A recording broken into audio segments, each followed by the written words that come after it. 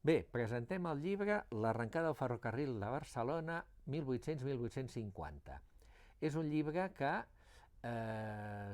acaba on tots comencen, és a dir, el ferrocarril de Mataró. En aquells anys, entre 1800 i 1850, hi van haver nombroses iniciatives algunes doncs, força interessants, que són les que s'expliquen al llibre. Vull dir, poca gent sap doncs, que a Barcelona, 50 anys abans d'aquell Barcelona-Mataró, s'havia experimentat un canal en sec que ja tenia els principis del ferrocarril. Lamentablement, això no va poder tirar més endavant per la situació política i social que travessava el país en aquell primer terç del segle XIX i al final el primer ferrocarril va venir per la tecnologia anglesa.